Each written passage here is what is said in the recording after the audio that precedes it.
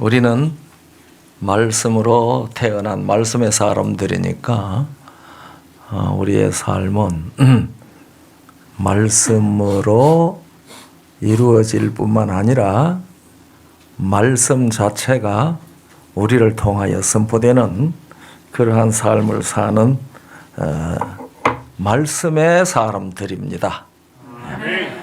그렇기 때문에 우리 하루하루의 삶이 말씀으로 이루어지도록 성령께서 우리 모두에게 역사해 주시기를 바라는 마음이 간절합니다. 네. 우리가 하나님의 말씀으로 산다. 그런 주제로 오늘은 몸으로 영광을 돌리라. 그런 제목으로 성령께서 교회들에게 하시는 말씀을 듣기를 원합니다. 우리가 이사야 50장 4절을 보면은 4절 5절을 보면은 하나님께서 우리에게 내 귀를 열어사 하나님의 말씀을 알아듣게 하셨다는 말씀이 있거든요. 우리 주님께서 성령께서 오늘 우리 모든 회중들의 귀를 열어서 성령께서 교회들에게 하시는 말씀을 알아듣도록 복 주시기를 바라는 마음이 간절합니다. 전기가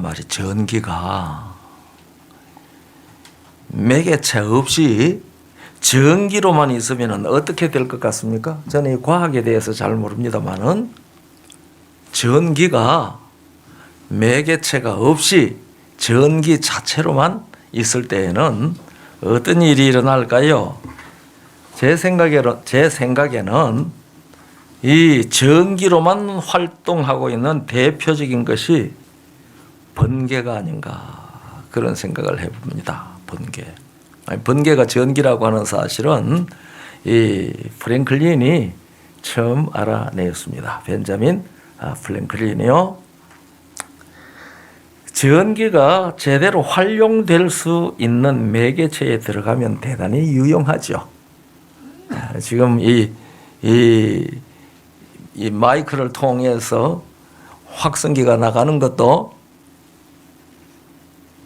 전기작용이잖아요. 그렇죠? 예. 뭐 오늘날 전부 그렇습니다. 텔레비전이나 컴퓨터나 손에 들고 다니는 스마트폰이나 이거 전부 다 무엇이 작용을 하는 거예요? 전기작용입니다. 전기작용. 그러니까 전기가 거기에서 빠져나가 버리면은 아무것도 아니죠. 지금 이 비유가 정확한지는 모르겠습니다만은 생명력은 매개체가 없으면 활동으로 드러나지 않는다고 생각을 합니다. 여러분 생각은 좀 어떠세요? 이 생명력은 그 생명력이 드러날 수 있는 매개체가 있을 때 그 매개체를 통하여 생명력이 드러나는 것이 아니겠습니까? 고린도전서 6장 19절 20절을 보면은 너희 몸은 너희가 하나님께로부터 받은 바 너희 가운데 계신 성령의 전인 줄을 알지 못하느냐. 너희는 너희의 것이 아니라 값으로 사신 것이 되었으니 그런즉 너희 몸으로 하나님께 영광을 돌리라 그랬어요. 우리 성경은 너희 마음으로 하나님께 영광을 돌리라고 하는 표현은 제가 기억이 없어요. 그런데 몸으로 하나님께 영광을 돌리라 그렇게 말씀한 곳은 들어있거든요. 이 고린도전서 6장 20절이 대표적인 말씀이고 우리가 다 아는 대로 로마서 12장 1절도 그렇죠. 그러므로 너희 몸을 하나님이 기뻐하시는 거룩한 산 제사로 드리라. 너희 몸을 이것이 영적 예배라고 하지 않았습니까? 오늘날 우리들이 마음 얘기를 많이 합니다. 우리 마음을 하나님께 바치고 마음을 어떻게 하고 그렇게 마음 얘기를 많이 하는데 성경은 마음뿐만 아니라 무엇으로 하나님께 영광을 돌리라고 얘기한 거예요? 몸으로 하나님께 영광을 돌리라 그랬거든요. 그리고 그렇게 할 때에 그것이 산 제사로 제사가 된다고 로마서 12장은 우리에게 가르쳐주고 있습니다. 그런데 하나님께서 천지와 만물을 창조하실 때에 엿새 동안에 하늘과 땅과 바다와 그 가운데 만물을 창조하셨습니다. 그리고 그 엿새의 마지막 날, 마지막 부분에서 하나님의 형상을 따라 사람을 창조하셨거든요. 이것은 창세기 1장 24절 이하에 나오는 말씀이죠. 그런데 창세기 2장을 넘어가면은요, 창세기 1장에는 창조주의 이름이 나옵니까? 안 나옵니까? 창세기 1장에는 창조주 하나님의 이름이 나와요? 안 나와요? 안 나와요. 거기는 그냥 뭐라고만 나와요? 하나님이, 태초에 하나님이. 우리 성도들이 예수 믿는 사람들이요, 하나님이 하나님의 이름인 줄 알아요. 그런데 하나님은 하나님의 이름이 아닙니다. 야곱이요, 그 베델에서 돌베개 베고 자다가 꿈꾸지 않습니까? 그러다가 오르락 내리락 하늘에서 천사들이 사다리를 타고 오르내리는 그런 모습을 보고 나서 여기가 하나님의 집이구나 깨어서 그렇게 하면서 그곳 이름을 베델이라고 지었습니다. 베델이라는 말은 하나님의 집이라는 말입니다. 그 원래 이름은 무슨 말이죠? 그 동네 원래 이름은 루스입니다. 루스. 그 루스라고 하는 마을에서 그 야외에서 그렇게 자고 꿈꾸고 하나님이 여기가 하나님의 집이구나 그렇게 느꼈어요. 깨달았어요. 그리고 마지막에 기도하면서 하나님께서 나를 이렇게 인도해 주시면은 여호와가 나의 하나님이 될 것이요 그렇게 말했습니다. 그러니까 하나님은 하나님의 이름이 아니에요. 그 하나님의 이름은 이제 방금 말했는데 뭐라고 그랬어요? 여호와입니다. 여호와. 그 하나님이라는 말은 그냥 신이라는 말입니다. 신. 보통 명사예요. 그 성경의 하나님 그 이름이 고유 명사가 여호와십니다. 그러니까 우리가 성경의 하나님의 이름이 뭐냐 그렇게 물으면은 하나님 이름이 또 있어요? 하나님은 하나님이지. 이렇게 생각을 하면은 성경의 하나님의 이름이 뭔지 모르는 일이죠. 그렇죠? 우리가 호세아 6장 3절을 보면은 그러므로 우리가 여호와를 알자 힘써 여호와를 알자 그랬어요.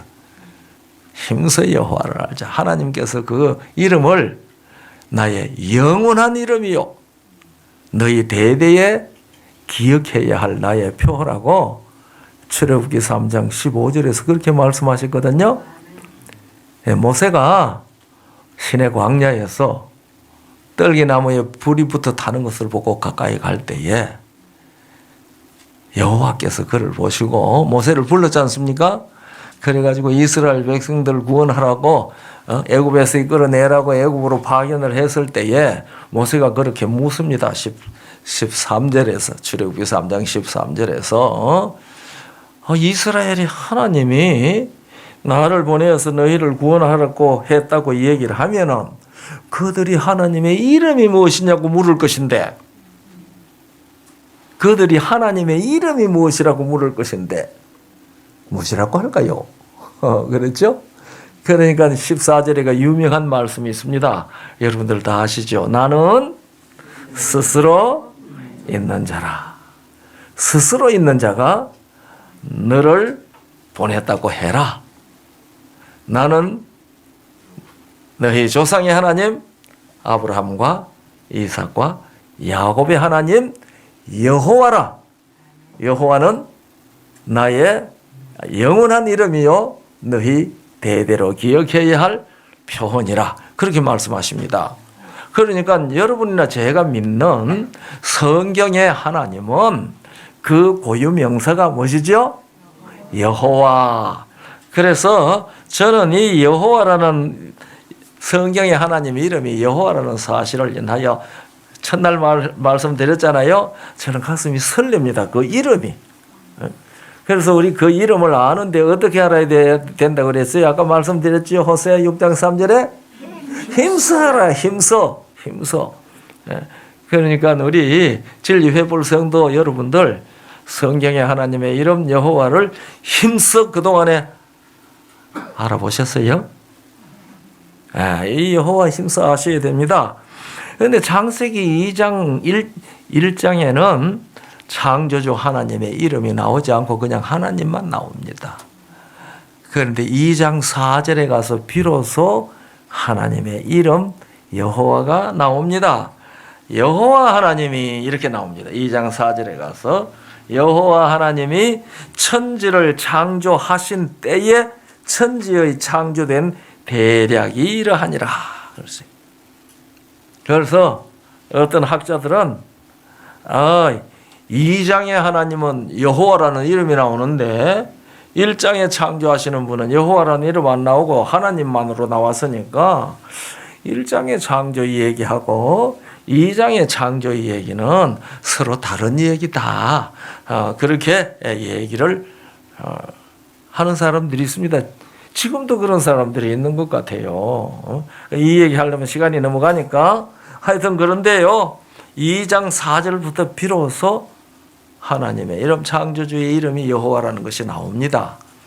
그리고 5절에 여호와 하나님이 땅에 비를 내리지 아니하셨고 경작할 사람도 없었으므로 들에는 초목이 아직 없었고 밭에는 채소가 나지 아니하였으며 안개만 땅에서 올라와 온 지면을 적셨더라.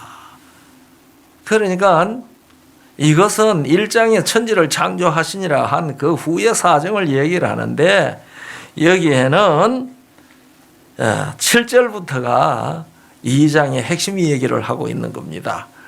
2장 7절에 여호와 하나님이 흙으로 사람을 지으시고 생기를 그 코에 불어넣으시니 사람이 생명이 된지라.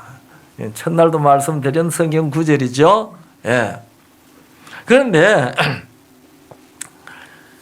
이 창세기 2장은 1장은 이 천지를 창조하시는 때에 전체적인 사건을 여세 동안에 어떻게 했다는 걸 기록을 했고 2장은 사람 창조하시는 것을 중심으로 따로 자세히 설명하는 겁니다. 우리가 이 지도를 보면은요, 대한민국 지도하고 해놓고 그 다음에 그 지도에 보면은 서울 크게 해서 그냥 지도 그러면 서울 동그라미 여러 개 쳐놓는 것인데 그걸 갖다 이 네모 속에 서울이라는 것을 좀 확대해서 나타내는 거 있죠. 그것처럼 1장은 대한민국 지도 그렇게 얘기를 한다면은 2장은 그 지도 중에서 사람 창조하시는 서울을 따로 크게 옆에 적어 놓듯이 만들어 놓듯이 그려 놓듯이 이거는 사람 창조하신 사실을 중심으로 크게 설명하고 있는 게 2장입니다. 그런데 이 사람을 창조하실 때에 특별히 창조주의 이름을 말씀하셨습니다. 여호와 하나님이 천지를 창조하신 때에 천지의 창조된 대략이 이러하니라. 아마 개정판에는 내력이 이러하니라라고 번역되어 있을 것이라고 생각을 합니다. 그래서 여기에 대략이라는 말 혹은 내력이라는 말은 히브리 말로 톨레도트예요. 톨레도트입니다. 그런데 이 톨레도트라는 말은 족보라는 말입니다. 족보, 후손, 역사, 결과 이런 여러 가지 뜻이 있습니다. 뜻이 있는데 여기서는 족보, 내력 혹은 대략이라고 적었는데 이 족보라고 번역하는 것이 더 좋다고 생각을 하는 것이거든요. 저는 그렇게 생각을 합니다. 왜냐하면 이 4절은 창조주와 피조물 사람이 어떻게 관계가 되는지 계시한 말씀이기 때문에 그렇습니다. 이것은 창조주 여호와라 이름하신 하나님과 그의 피조물 사람의 관계가 무슨 관계가 된다 하는 것을 지금 가르치는 단어일까요? 족보 관계지요. 족보 관계입니다. 그래서 하나님께서는 먼저 하나님께서 주시는 생명이 활동할 수 있는 몸을 흙으로 만드셨습니다. 몸을 만드시고 그 몸에 살아서 활동할 수 있도록 생기 곧 살리는 기운을 코에 불어 넣으셨어요. 그래서 사람이 활동하는 영생하는 생명체가 되었습니다. 영생하는 생명체가 된 것을 성경은 생명이라고 그렇게 말씀해 주셨습니다. 그러므로 처음에 창조된 사람은 육적 존재가 아니고 영적 존재로 창조가 되었습니다. 이 사실을 톨레도트 여호와 하나님이 천지를 창조하실 때에 천지의 창조된 족보가 이러하다. 그것은 누구에 대한 얘기를 지금 하시겠다는 말이에요. 하나님과 무슨 관계를 가진 존재, 족보 관계를 가진 존재를 지금 창조하시는 일을 얘기하고 있거든요. 네, 그래서 이 생명은 몸체가 없으면 활동을 나타내지 못합니다. 네. 그래서 이 사실을 사람이 알 수 있는 언어로 톨레도트, 족보라고 기록해서 몸과 생명을 창조주 여호와 하나님으로부터 받았다 하는 사실을 확실하게 이해하도록 해 주셨습니다. 여러분들 어떻게 여기 와 앉아 계세요? 네. 우리는 누구 때문에 존재합니까? 하나님까지 가지 말고 부모님 때문에 존재하는 거죠. 부모님 때문에. 그러면 부모님과 나의 관계는 문헌상으로 표현하면은 무슨 관계예요? 족보 관계입니다. 족보 관계. 문헌상으로 그건 족보 관계입니다. 그렇죠? 또 이 족보 관계를 다른 말로 표현하면은 이 문헌을 떠나서 다른 말로 표현하면은 무슨 관계라 그래요? 혈연 관계라 그럽니다. 혈연 관계. 그렇죠? 그러니까 창조주 여호와 하나님과 그의 피조물인 아담은 무슨 관계를 가졌단 말이에요? 톨레도트라는 말을 쓰므로 혈연 관계가 형성되었다는 것을 가르쳐주고 있는 것입니다. 그래서 이 성경에는요 무슨 말이 많은가 하면은 조상이라는 말들이 많습니다. 조상. 제가 이 조상이라는 말을 한번 찾아봤는데 한 172회, 172번쯤 나와요. 그리고 아버지라는 말이 많이 나옵니다. 아비라는 말은 제가 안 찾았어요. 아버지라는 말을 찾아봤는데 이 아버지라는 말이 1030번 나옵니다. 그리고 자손이라는 말이 얼마나 나온지 제가 또 저 개역 한글판을 찾은 거거든요. 원문 찾은 얘기 아닙니다. 자손이라는 말을 찾아봤는데 1739번이 나옵니다. 그러니까 조상, 아버지, 자손 이렇게 표현하려고 하면은 그런 표현 가운데서 아주 중요한 단어가 무엇인 것 같아요? 무슨 말을 묻는지 잘 몰라가 대답을 못 하시는 겁니다. 거기에 아주 중요한 말은 낳고입니다. 낳고 나으니라 나으니. 그래서 성경에 낳고 나으니 낳고 그런 말 많이 있습니까? 우리가 신약성경 마태복음 1장을 읽어보면은 아브라함과 다윗의 자손 예수 그리스도의 족보라. 이 개혁에는 세계라 했죠. 그 세계가 이 세계 얘기 아니고 족보라는 말입니다. 아브라함과 다윗의 자손 예수 그리스도의 족보라. 아브라함은 이삭을 낳고 이삭은 야곱을 낳고 야곱은 유다와 그 형제를 낳고 이 낳고 그런데 우리가 그냥 성경을 읽을 때에 지겨워. 그래서 처음 성경을 읽는 사람은 낳고 읽다가 푹푹 졸잖아요. 그런데 우리가 이것이 혈연 관계가 되고 족보 관계가 된다는 사실을 이해할 때에 이 낳고라는 말이 얼마나 중요한 말이라는 사실을 우리가 깨달을 수가 있습니다. 그러니까 여러분과 저도 누가 낳고 부모님이 낳고 그래서 여기 앉아 있는 거예요. 예? 그러니 이 족보 관계, 낳고 관계가 얼마나 중요한지 성경은 그 말을 많이 썼어요. 그 낳고 나흔이라는 말이 몇 번 나오는지 찾아봤더니요. 258번 나와요. 258번 제가 찾은 것만 그래요. 그러니까 더 찾으면 더 나올는지도 모릅니다. 이 모든 표현들은 조상, 아버지, 자식, 자녀, 아들, 낳고 이런 모든 표현은 사람이 어떻게 존재하게 되었고 우리의 생명은 어떻게 받았는지를 뜻하는 표현들입니다. 그래서 여러분이나 저는 모든 사람들은 다 여호와라 이름하신 창조주로부터 몸과 생명을 받았습니다. 이 중국에 여러 경전들이 있습니다. 이 여러 경전들이 있는데 그 중에 효경이라는 게 있습니다. 효를 가르치는 경전. 그 효경이라고 그래요. 그 효경에 제일 먼저 나오는 문장이 뭔가 하면은 신체 발부 수지 부모 불감 회상 효지시야 그렇게 나옵니다. 이 신체와 이 발부는 부모로부터 받은 것이다.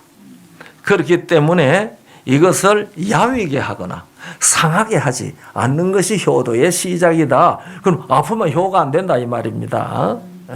바짝바짝 말라가면 효도하는 것이 아니라 그 말이에요. 왜? 부모로부터 받았다. 여러분이나 저도 똑같죠.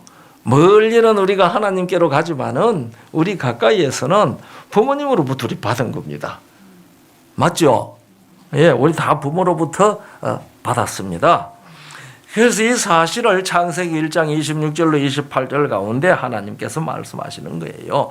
하나님이 가라사대 우리의 형상을 따라 우리의 모양대로 우리가 사람을 만들고 우리의 형상을 따라 우리의 모양대로 우리가 사람을 만들고 27절 하나님이 자기 형상 곧 하나님의 형상대로 사람을 창조하시되 남자와 여자를 창조하시고 하나님이 그들에게 복을 주시며 그들에게 이르시되 생육하고 번성하여 땅에 충만하라 그랬어요. 그런데 이 생육하고 번성하라는 말씀을 하실 때에 여러분과 제가 창조된 겁니다. 맞습니까? 아멘. 예. 왜냐하면은 하나님이 아담 부부를 창조하시고 생육하라고 안 했으면은 낳고가 있어요, 없어요? 낳고가 없어요. 그런데 거기서 생육하라고 하셨기 때문에 그 말은 낳고 해서 지금까지 우리도 낳고 우리들의 자녀도 있고 손주들도 있고 그러잖아요. 또 그들이 장성하면 또 낳고 할 겁니다. 이 낳고 하는 동안에 존재, 생명적 존재를 이어주도록 하신 거거든요. 그런데 이 생육하라고 하는 말씀 안에는요, 사랑이 들어 있습니다. 아멘. 왜 이 동물들이 새끼를 그렇게 끔찍이 해요? 예. 독수리가 오는데요. 새끼를 가진 어미달기 자꾸 독수리한테 덤비더라고요. 이기겠습니까? 못 이기죠. 자기 목숨 내놓고 덤벼요. 저는 사람보다 더한 것 같아요. 그러니까 그것이 뭐죠? 생육했기 때문에 나타나는 사랑입니다. 그래서 생육하라는 말씀 속에는 모든 생육하는 부모들에게 사랑의 샘물을 심어준 것이라고 저는 그렇게 믿습니다. 우리의 자녀들이 어디 나가서 밖에서 우는 소리가 나면은 얼른 나가서 보고 자기 아이가는 문 닫고 들어오죠. 예. 예? 왜냐하면은 뭐 안 했으니까? 생육 안 했으니까. 자기가 낳고를 안 했거든요. 그래서 이 생육이라고 하는 말 안에는 우리에게 일어나는 사랑의 샘물을 파놓은 말이 이 생육하라는 말씀이라고 저는 그렇게 믿습니다. 그렇게 깨닫습니다. 그런데 그렇게 생육하니까 누구의 형상대로 생육하는 겁니까? 부모의 형상대로 생육되는 겁니다. 그래서 창세기 5장 1절로부터 3절까지 읽으면은 아담 자손의 계보가 이러하니라. 여기에 자손이라는 말이 톨레도트입니다. 그러니까 아담의 톨레도트의 이 기록이, 이 계보라는 말은 이 히브리 말로 세펠인데 책이라는 말입니다. 책. 그럼 아담 족보의 기록이 이러하니라. 그런 말과 똑같아요. 그런데 하나님이 사람을 창조하실 때에 하나님의 형상대로 지으시되 남자와 여자를 창조하셨고 그들이 창조되던 날에 하나님이 그들에게 복을 주시고 그들의 이름을 사람이라 일컬으셨더라. 그러니까 사람이라는 이름은 뭐 받은 이름이에요? 하나님이 창조주가 복을 주신 이름입니다. 그러니까 사람을 짐승 취급하면 안 되죠. 짐승을 사람 취급해도 안 되죠. 요새는 개 엄마들이 얼마나 많은지 모르겠어요. 개 엄마들도 많고 개 아빠들도 많더라고요. 고양이 엄마, 고양이 아빠도 많아요. 요새는 제가 이제 그것도 예사로 들어요. 제가 목회하는데 어떤 가정에 가정 방문을 가는데요.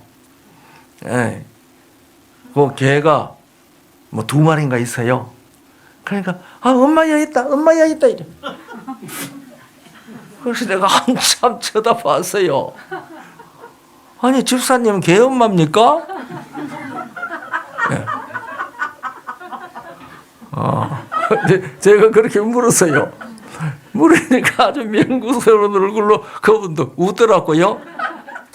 집사님이 개 엄마면은 집사님도 개인데.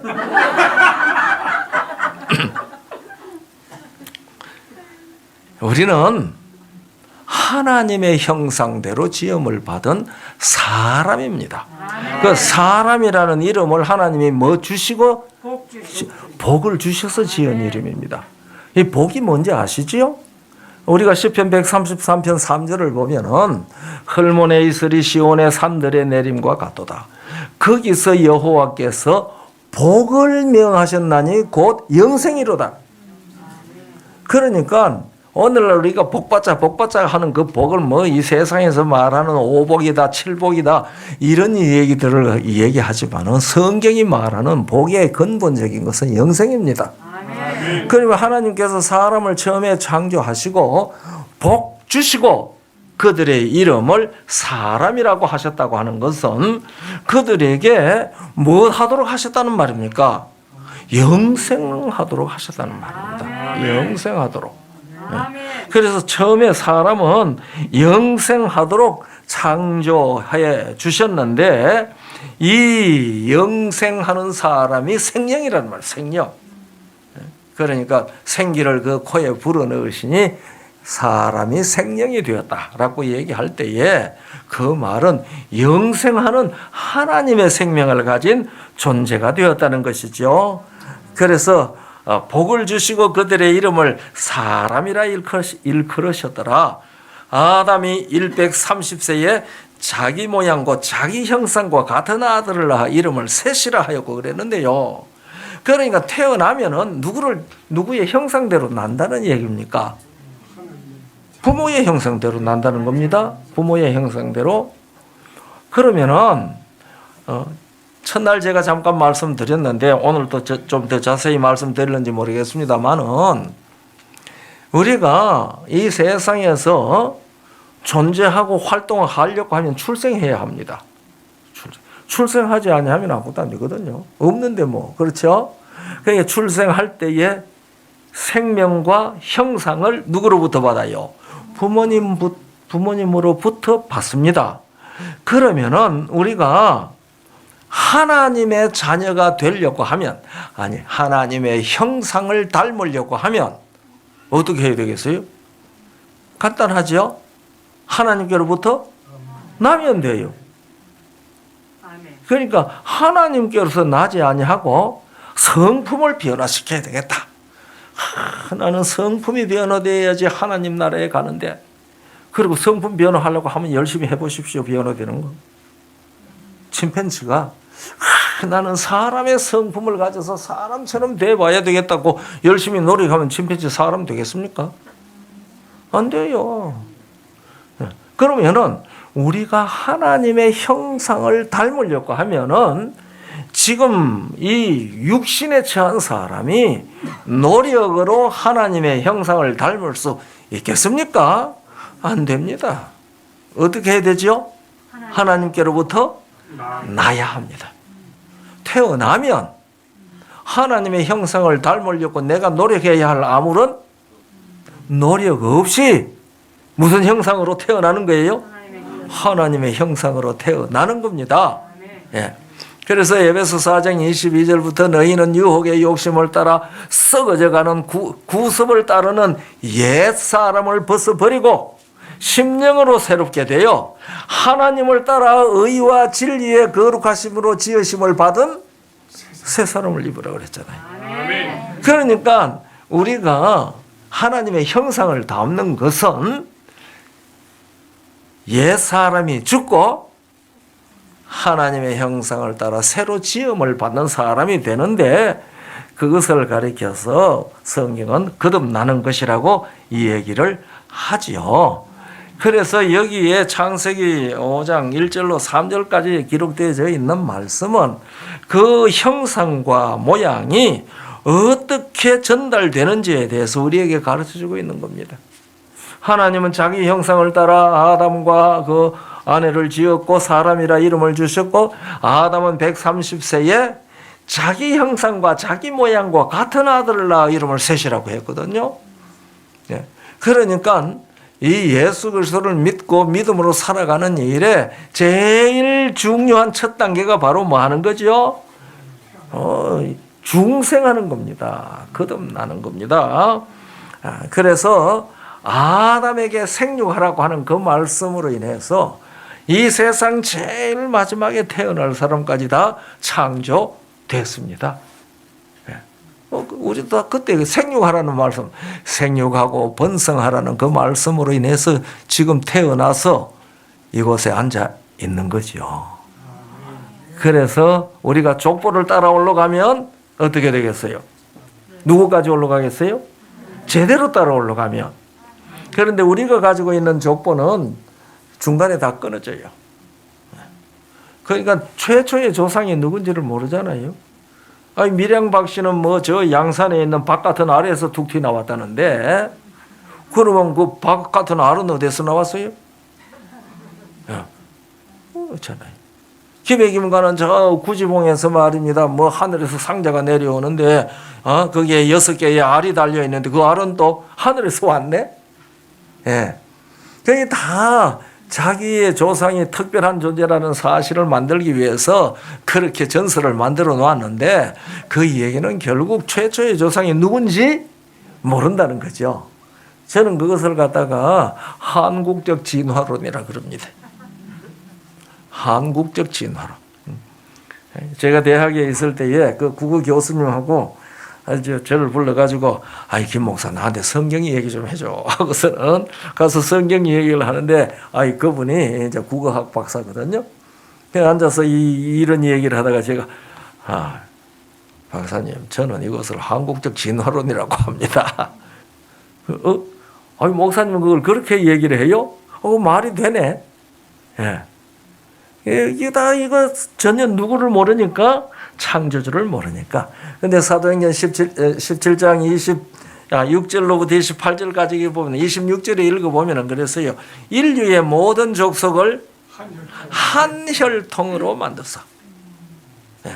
인류의 모든 족속을 한 혈통으로 만드사 온 땅에 거하게 하시고 저희의 연대를 지어가시며 거주의 경계를 하셨으니 이는 왜 그렇게 했는가? 이는 사람으로 하나님을 혹 더더머 찾아 발견케 하려 하심이로되 그는 우리에게 멀리 계시지 멀리 떠나 계시지 아니하도다. 제가요 신학교 2학년 학생 때 그 한 반 학생이 저한테 물었어요. 이제 고등학교 금방 졸업하고 왔고 저는 29살에 입학을 했으니까 나이 차이가 꽤 되잖아요. 8살 차이인가 그렇게 돼요. 선생님 왜? 예수님은 지금으로부터 1900여 년 전에 시간적으로 사신 분 아닙니까? 그렇지. 그런데 공간적으로는 나는 한국 사람이고 그는 팔레스틴에 살았잖아요. 그렇지. 그런데 어떻게 그분하고 나하고 시간적으로는 1900여 년 후에 공간적으로는 한국에 그렇게 사는데 유기적이며 개인적이며 직접적인 관계가 형성이 됩니까? 어떻게 예수를 믿으면 내 구원을 받는단 말입니까? 아니, 그런 생각 좀 해보셨어요? 저도 안 해봤거든요. 그때 신학교 2학년 때인데 참 그 말 되네. 나 생각 안 해봤는데 그거 좀 한번 생각해 봐야 되겠네. 그런데 그게 대답이 뭔지 아세요? 족보입니다. 족보. 아니, 그래서 이제 그 질문을 받았으니까 그 대답을 좀 생각해야 되지 않겠습니까? 그래서 생각을 하니까, 이 대답이 족보다. 그래서 만나서 물어봤어요. 그 다음에, 너희 아버지하고 개인적이고 직접적이고 유기적인 관계가 있나? 있죠. 어떻게? 아버지 안 계시면 내가 없잖아요. 맞지? 그러면 할아버지하고 유기적이고 직접적이고 개인적인 관계가 있나? 있어요. 어떻게? 할아버지가 안 계시면 아버지가 안 계시면 나도 없죠. 대답 다 맞죠? 네. 너는 10대조하고 나하고 직접적이고 유기적이고 개인적인 관계가 있나? 없는 것 같은데요? 없는 것 같은데요? 그래서 10대조가 없었으면 9대조가 없고 9대조 없으면 8대조, 7대조, 6대조 고조 할아버지, 징조 할아버지, 아버지가 없는데 있네요. 예. 그러면 아담하고 너하고 직접적이고 유기적이고 개인적인 관계가 있느냐? 있네요. 여러분들 우리가 아담하고 직접적이고 개인적이고 유기적인 관계가 다 있습니까? 아멘. 아멘은 우리 뚜에밖에 대답 안 하네. 예. 있지요? 그러면 그 하나님이 내게서 멀리 떠나 있습니까? 가까이 있습니까? 그거 얘기하는 겁니다. 아멘. 인류의 모든 족속을 한 혈통으로 만드셨어. 한 혈통으로 만드셨어요. 그래서 우리가 더더머 그분을 발견하도록 하기 위해서 그렇게 했는데 그분이 우리에게서 멀리 떠나 있는 분이 아니다. 이 성경에 족보가 그렇게 많이 기록되어져 있죠? 성경에 족보 참 많아요. 그런데 이 성경은 사람들이 어떻게 존재했고 생명이 어떻게 사람에게 전달되었는지를 가르쳐 주는 것이 성경책의 목적과 기능입니다. 그래서 이 성경의 목적은 요한복음 20장 31절에 있는 말씀대로 30절 31절 예수께서 행하신 것이 여기에 기록한 것 외에도 많이 있지만은 오직 이것을 기록하는 것은 너희로 하여금 예수께서 그리스도이심을 믿게 하는 것이요 너희가 믿고 그 이름을 힘입어 생명을 얻게 하려는 것이라고 했어요. 그러니까 성경을 가르쳐 기록해 주신 목적은 우리들로 하여금 생명을 얻게 하려고 하는 건데 그 생명은 하나님의 생명입니다. 오늘 우리가 가지고 있는 이 육체의 생명이 아니고요. 그러니까 생명을 얻으려고 하면은 뭐가 필요해요? 낳고. 낳고가 필요합니다. 그래서 중생이라고 얘기했죠. 중생이라는 말을 우리나라 말로 순 우리말로 하면은 거듭났고 거듭나는 겁니다. 우리가 이 거듭나지 아니하면은 전혀 믿는 사람 아닙니다. 도덕적 노력을 하는 사람이죠. 예수 그리스도 안에서 생명의 신앙을 가진 것이 아닙니다. 그래서 우리가 그와 같이 영이신 아버지 하나님께로부터 나니까 우리는 날 때 몸을 가지고 납니다. 그리고 영으로 났으니까 우리들은 영적 존재가 되는 것이거든요. 그래서 지난번에 말씀드렸던 대로 하나님은 영이시니 예배하는 자가 신령과 진정으로 예배하라고 했는데 하나님은 영이시니 하나님께로부터 났으니까 나도 뭐예요? 영이죠. 나도 영이죠. 그래서 우리가 영이신 하나님을 무엇이라고 부른다고요? 아버지. 내가 무엇이니까? 영이니까. 영이 영으로 났으니까. 그러니까 자기가 영으로 나지 못한 사람은 하나님을 아버지라고 불러도 아버지 아니에요. 그래서 내는 모르는데 그러실 거예요? 오늘 날 아버지라고 그랬냐? 그래서 막 주의 이름으로 선지자 노릇하고 주의 이름으로 권능을 행하고 주의 이름으로 귀신을 쫓아내지 아니하였습니까? 그 얼마나 예수님 잘 알았어요, 그 사람들이. 그런데 예수님께서 뭐라고 말씀하셨어요? 내가 너희를 도무지 알지 못하네. 왜? 뭐 안 했어요? 안 났어요. 안 났어요. 양자도 안 됐어요. 안 났어요. 그러니까 오늘 교회 열심히 다니고 성경 열심히 읽고 그렇게 해도 이 하나님께로부터 나는 경험이 없으면 하나님의 자녀가 아닙니다. 그래서 하나님을 아버지라고 부를 수가 없어요. 우리가 히브리 12장 9절에 또 우리 육체의 아버지, 우리 육체의 아버지가 우리를 징계하여도 공경하였거늘 하물며 모든 영의 아버지께 더욱 복종하여 살려 하지 않겠느냐. 그러니까 하나님은 영의 아버지십니다. 그래서 우리가 물과 성령으로 거듭나서 영이 되지 아니하면은 하나님의 자녀가 아닙니다. 그래서 우리가 하나님의 자녀가 될 때에 우리들은 이 몸으로 하나님께 아버지께 무엇을 하는 것이 당연합니까? 영광을 돌리는 것이 당연하다고 성경은 얘기합니다.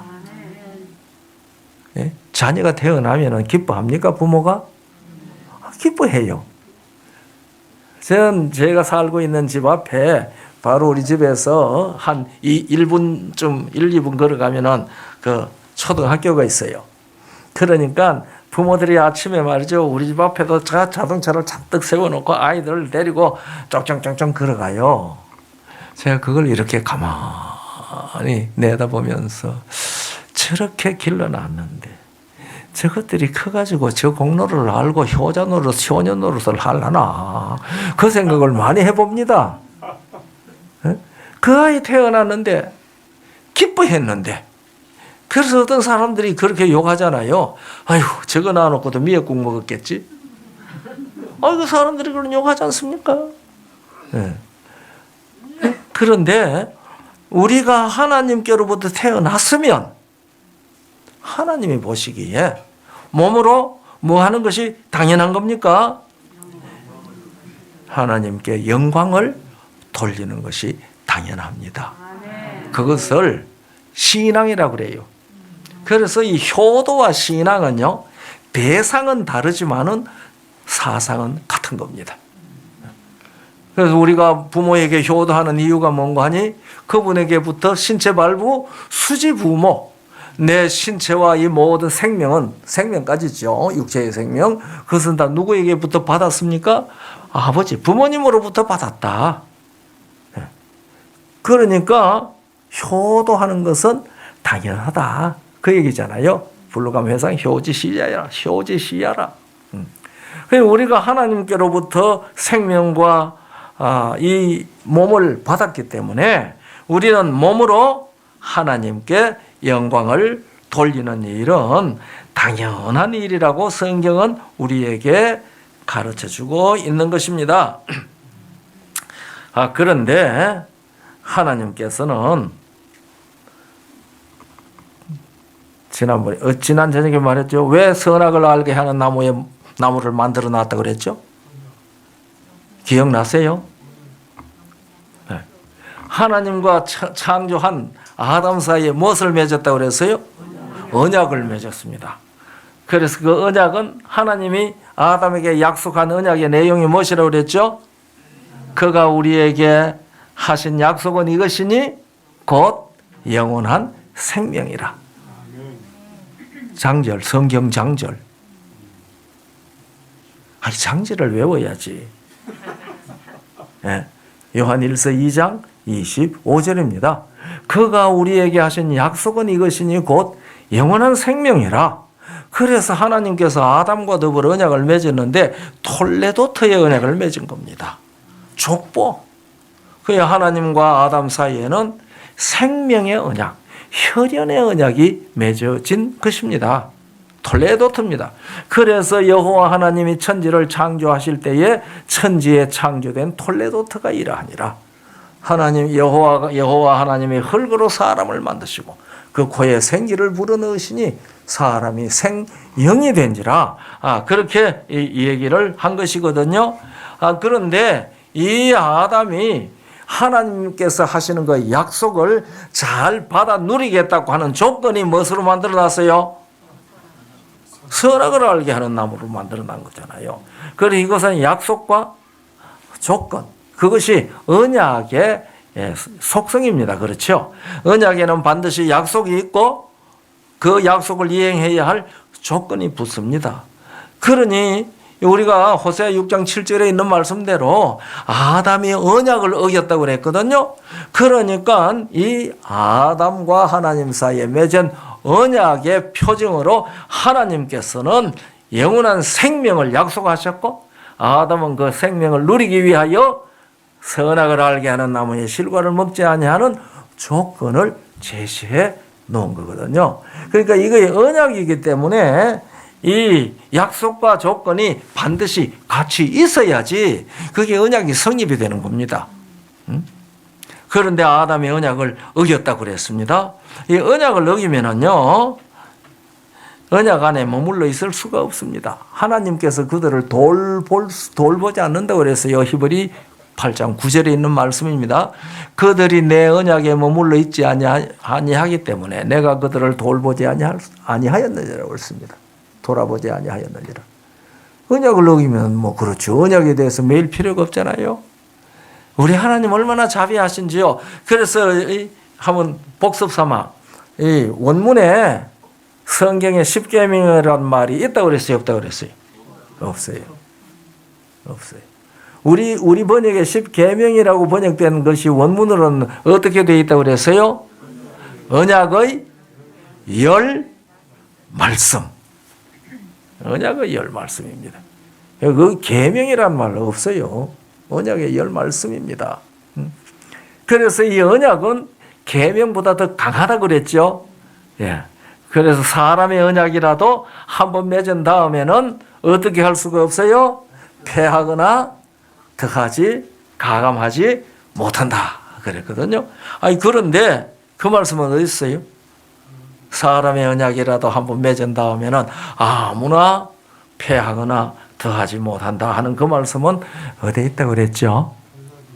갈라디아 3장 15절. 예, 감사합니다. 예.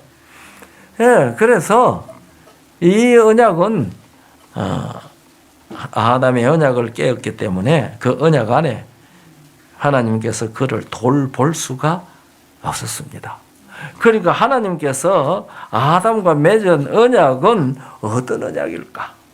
그게 혈연입니다. 혈연 언약인데 우리가 이 고린도 후서 6장 18절을 보면은 이런 말씀이 있습니다. 17절 18절. 그러므로 주께서 말씀하시기를 너희는 저희 중에서 나와서 따로 있고 부정한 것을 만지지 말라. 내가 너희를 영접하여 18절 너희에게 아버지가 되고 너희는 내게 자녀가 되리라. 전능하신 주의 말씀이니라 하셨느니라. 그러니까 하나님과 아담 사이에 맺은 언약의 핵심은 나는 너희의 뭐가 되고 아버지가 되고 너는 나의 자녀가 되리라. 아담 내외. 그렇죠? 자녀가 되는 겁니다. 이 자녀라고 하는 말은 보통 테크논이라고 나오는데 여기에 자녀는 따로따로 나옵니다. 아들과 딸이 되리라. 그렇습니다. 아이고 제가 그 원문으로 보고 아들과 딸이라고 해서 이 딸들 엄청 좋아하겠다. 계속해서 성경에는 아들 얘기만 나오는데 주로 그리고 한테 붙여서 자녀라고 말하는데 여기에는 아들, 딸 따로따로 나와요. 아멘. 예. 그래서 하나님께서 말씀하셨잖아요. 내가 너를 영접하여 너희에게 아버지가 되고 너희는 내게 아들과 딸이 되리라. 전능하신 주의 말씀이라. 이렇게 됐는데 우리 아담의 언약을 어겨가지고 어떻게 돼버렸어요? 마귀 자식이 됐어요. 그래서 예수님께서 이 땅에 오셔서 요한복음 8장 44절에 너희는 너희 아비 마귀에게서 났다고 말씀하셨습니다. 침례 요한에게 많은 사람들이 침례 받겠다고 나오니까 요한이 뭐라고 그랬어요? 독사의 자식들이라고 그랬어요. 그냥 뱀의 자식들이라고 하지 않았어요? 독사의 자식들이라. 그런데 예수님께서도 마태복음 12장 34절에 독사의 자식들이라고 그랬어요. 독사의 자식들. 그리고 23장 33절에 보면은 가서 뭐라고 하시는 거야? 이 뱀들아, 독사의 새끼들아. 그런데 이 번역하는 사람이 엄청 욕을 하고 싶었던가 봐요. 그런데요, 그 독사의 자식이라는 말하고 새끼라는 말하고 원문으로 똑같은 말이거든요. 그러니까 앞에 자식이라고 번역한 사람하고 새끼라고 번역한 사람하고 다른 사람이 번역한 겁니다. 같은 사람이 번역했으면 같이 번역했을 거거든요. 그래서 제가 그거 읽으면서 이거 번역한 사람은 아직 속이 상해가지고 독사의 새끼들 하고 싶었던가 보다. 저 그렇게 읽습니다. 그런데 뭐 그렇게 번역을 해가 독사의 새끼라고 얘기를 해놨거든요. 그래서 하나님께 받은 몸이기 때문에 하나님으로부터 받은 생명으로 하나님이 지어주신 몸을 가지고 그 생명 활동을 통해서 그 몸으로 하나님께 영광을 돌려야 되도록 하나님께서 다 해놓으셨는데 언약을 어기는 일을 통해서 하나님께 영광을 돌리기는커녕 뭐가 되어버렸어요? 예수님이 무엇이라고 말씀하셨다고요? 뱀들아, 독사의 자식들아. 그래서 아담의 후손으로 태어나는 사람들은 몽땅 다 무슨 자손들이 되어 버렸습니까? 사탄의 자녀들이 되었습니다. 그러니까 그 몸으로 하나님께 영광 돌릴 수 있겠습니까? 없습니다. 그 몸으로 나오는 것은 썩어져가는 구습을 따르는 옛 사람의 풍속밖에 없습니다. 그래서 아담에게서 태어난 모든 사람들은 다 무슨 존재가 됐어요? 사망의 존재가 됐습니다. 그래서 하나님께서 영생하도록 주신 생명은 하나님께로 돌아가 버렸습니다. 내가 그들을 돌아보지 아니하였다고 말씀하신 것이거든요. 나는 그들의 아버지가 되고 그들은 내 아들, 딸이 될 것이라고 한 그 약속이 깨져 버린 겁니다. 그러니까 하나님께서 아담과 더불어 이 혈연 관계, 부모와 자녀의 관계를 맺었다는 것이죠. 그래서 예수 그리스도께서 이 땅에 오셔서 우리로 하여금 물과 성령으로 거듭나게 하시는 일을 통해서 우리가 예수님 안에서 거듭날 때에 다시 우리는 뭐가 돼요? 무슨 존재가 된다고 그랬어요? 영이 된다고 그랬잖아요. 영. 예수님께서 물과 성령으로 거듭나지 아니하면은 하나님 나라에 들어갈 수 없다고 말씀을 하시고 요한복음 3장 5절에 그렇게 말씀하시고 6절에 뭐라고 말씀하셨어요? 육으로 난 것은 육이요 성령으로 난 것은 영이니. 자, 성령으로 난 물과 성령으로 나면 우리가 성령으로 나기 때문에 우리가 뭐예요? 영입니다. 영. 그래서 우리는 하나님께로 난 거거든요. 하나님이 영이시잖아요. 하나님께로 나니 나도 하나님의 형상을 따라 무엇으로 나는 거예요? 영입니다. 예수님은 영입니까? 육입니까? 이거 중요한 말이거든요. 예수님은 영이지요? 맞습니까? 자신들이 없어. 그런 것 같기도 하고 예수님께서 육신으로 사셨는데 예. 예. 그런데 예수님께서 말씀하시기를 육으로 난 것은 육이요 성령으로 난 것은 영이라고 하셨잖아요. 그러면 예수님이 어떻게 나셨어요? 마태복음 1장 18절에 보니 예수 그리스도의 나심은 이러하니라. 그 모친 마리아가 요셉과 정혼하고 동거하기 전에 무엇으로요? 성령으로 잉태된 것이 나타났더니. 그러니까 예수님은 무엇으로 임신하셨어요? 성령으로 임신하셨어요. 그래서 누가복음 1장 35절 36절 보면은 천사 가브리엘이 마리아에게 말하지요.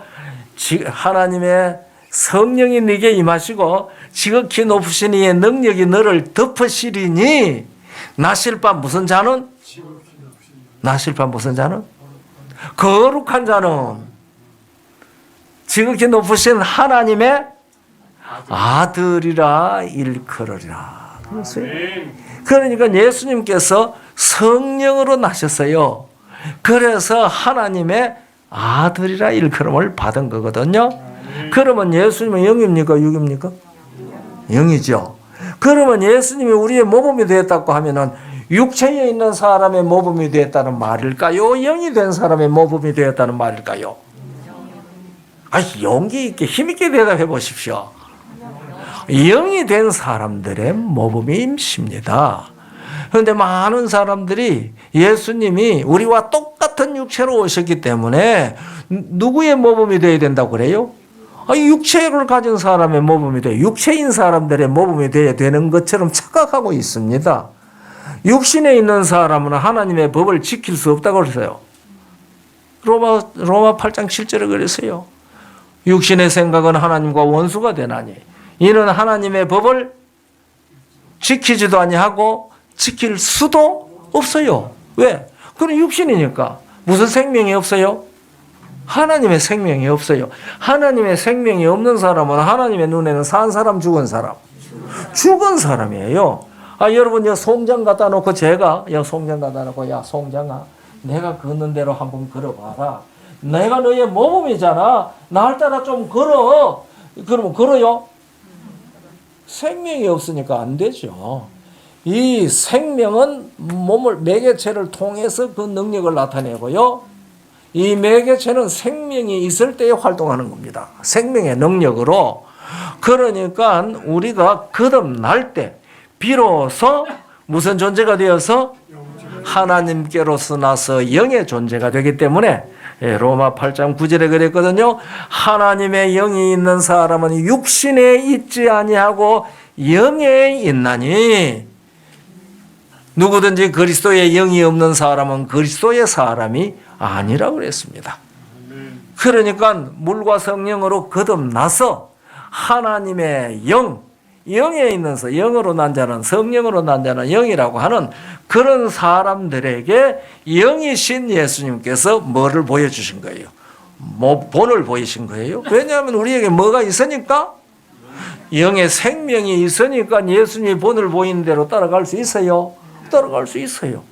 그러나 아직 태어나지도 않았는데 육신으로 있는데 그 육신으로 죽어가 있는 사람 살려놓지도 않고 나를 본받으라 하면 세상에 그런 어리석은 얘기가 어디 있습니까? 그런데 이것이 마치 성경적 진리인 것처럼 주장하는 사람들이 있다는 사실에 대해서 우리들은 경계해야 합니다. 왜냐하면 성경에 가르치는 근본적 도리에 대해서 바르게 이해하지 못하기 때문에 그런 얘기들을 하는 것이거든요. 예. 그러니까 우리는 몸으로 하나님께 영광을 돌리려고 한다면은 우리가 뭐 해야 되겠어요? 거듭나야 합니다. 하나님의 자녀로 성령으로 말미암아 나야 합니다. 그렇게 할 때에 우리는 하나님의 자녀로서 예수께서 걸어가신 그 길을 따라 걸어갈 수가 있고, 그래서 언약의 사람이 되어서 언약의 길을 걸어가는데, 그 언약의 길을 무슨 도라고 한다고 그랬죠? 생명의 도. 이 생명이 있는 사람은 그 길을 걸어갈 수 있습니다. 그 생명의 도가 무엇이라고 그랬죠? 오늘 우리가 무엇이라고 하는 거? 십계명이라고 하는 것. 사도행전 7장 38절에 생명의 도라고 했거든요. 그리고 참 성경은 재미있어요. 요한복음 12장 50절에 보면은요, 예수께서 그렇게 말씀을 하십니다. 거기 우리 성경, 우리 개역 성경에는 보면은요, 요한복음 12장 마지막 절입니다. 마지막 절인데요. 거기 보면은 나는 그의 명령이 50절인데 나는 그의 명령이 영생인 줄 아노라고 되어 있잖아요. 이 킹 제임스 버전에는 나는 그의 계명이 영생인 줄로 아노라고 번역되어 있습니다. 그러니까 하나님의 계명이라고 하는 언약의 열 말씀은 그 자체가 무엇이라고요? 영생입니다. 하나님의 계명이 영생인 줄로 아노라. 원문으로 그 계명이라고 명령이라고 번역된 말이 엔톨레인데, 엔톨레라는 말은 계명이라는 말입니다. 예. 그러니까 우리가 무엇을 가졌을 때에, 생명을 가졌을 때에, 그때는 하나님의 생명을 가졌을 때에는 우리는 그 생명이 바로 계명이에요. 그러니 그 생명을 따라서 우리는 사는 것이 당연하지 않습니까? 그것을 폐하면 뭐가 없어지는 것 같아요? 생명을 잃어버리는 것과 같습니다. 이렇게 할 때에 우리는 몸으로 하나님께 영광을 돌리는 자로 주님 앞에 설 수가 있습니다. 아무쪼록 생명의 성령께서 우리 안에서 역사하셔서 우리로 하여금 생명의 도를 걸어감으로 몸으로 하나님께 영광을 돌리는 삶이 모두에게 이루어지도록 복 주시기를 간절히 바랍니다. 예, 감사합니다.